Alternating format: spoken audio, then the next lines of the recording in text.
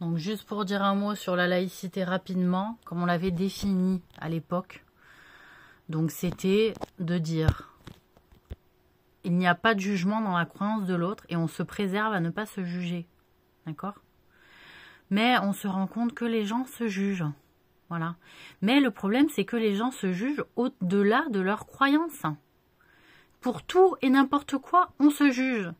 Et quelque part, le fait religieux aussi, il a remis de l'intelligence dans les rapports entre les gens. C'est ça qu'il a ramené le fait religieux dans la société. Il ne faut pas l'oublier. Cela a permis d'abolir des lois traditionnelles absolument injustes.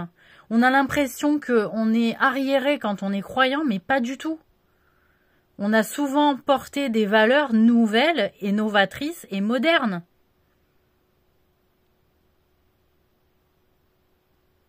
Et que la laïcité, elle se veut dans le non-jugement de l'autre. Le devoir de neutralité, c'est le non-jugement de l'autre et de sa croyance. Mais déjà, il ne faudrait pas se juger les uns les autres, c'est ce que dit aussi la religion, vous voyez ? Le problème, c'est qu'on se juge surtout sur la marque de basket, sur le sac, sur le truc, sur le machin, sur la voiture.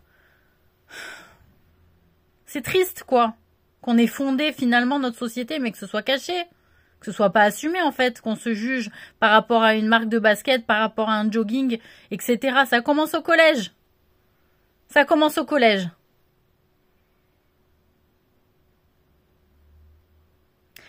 Là où on expérimente le mieux la laïcité, c'est l'école primaire et le lycée.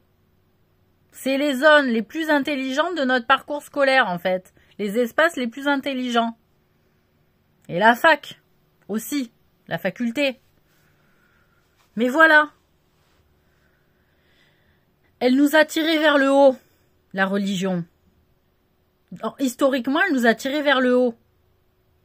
Ça a été des lois de protection, ça a été des lois d'ouverture de droit, ça a été des lois de sécurité, de vivre en bonne intelligence, de respect. Même si c'était fait à des moments, cela ne concernait pas toutes les communautés. Et cela a mené aussi Dieu dans le fait social de notre humanité. C'était important de ne pas laisser le Créateur à la porte de notre monde en disant « Ah, on vit avec les vertus de tes pouvoirs, on vit avec les vertus de tes pouvoirs, mais de toi, on s'en fout. » C'est très impoli quand même.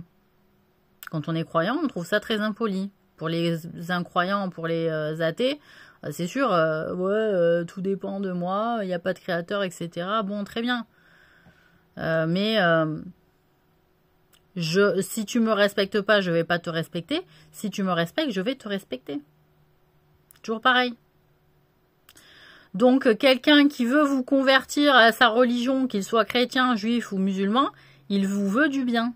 C'est pas qu'il vous respecte pas, c'est qu'il vous veut du bien. Voilà, c'est dans leur mentalité, en fait, c'est vouloir sauver l'autre, c'est faire le bien, en fait. Voilà, on va sauver l'autre. Donc, il n'y a pas le côté « je te respecte pas », c'est-à-dire on a envie de te sauver, quoi. On a envie de te faire du bien, tu vois. Voilà. Le croyant, il est comme ça. Hein, il est rassuré quand il y a un autre croyant qui dit « ouais, c'est bon, je crois la même chose que toi, c'est bon, t'es sauvé, c'est cool, hein, c'est cool », tu vois. Il y a un petit côté gentil, comme ça, du croyant qui est fraternel, voilà. C'est-à-dire, bon...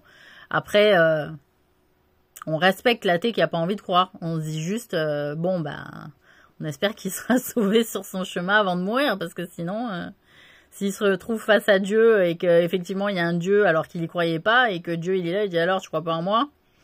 C'est pas pareil.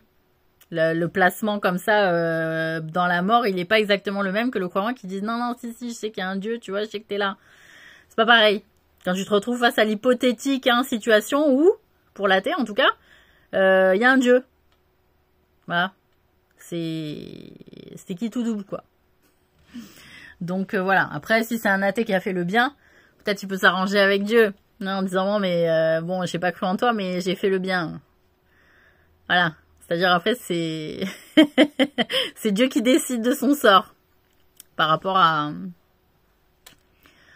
sa volonté. Voilà.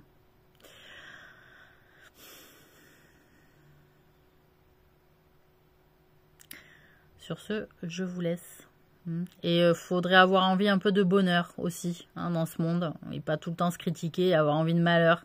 Je vous jure, il y a eu des périodes dans l'histoire du monde où on a été très heureux au travers des religions en fait. Vraiment, le fait que tout le monde porte la religion, que tout le monde soit libre de porter sa religion, cela rehausse les esprits, cela nous pousse, nous tire vers le haut, et ça amène du bonheur en fait. Voilà, donc il faut être prêt aussi à ce bonheur-là, voilà. Est-ce qu'on va lui dire bienvenue à ce bonheur ou on va lui dire non, on n'a pas de... Voilà.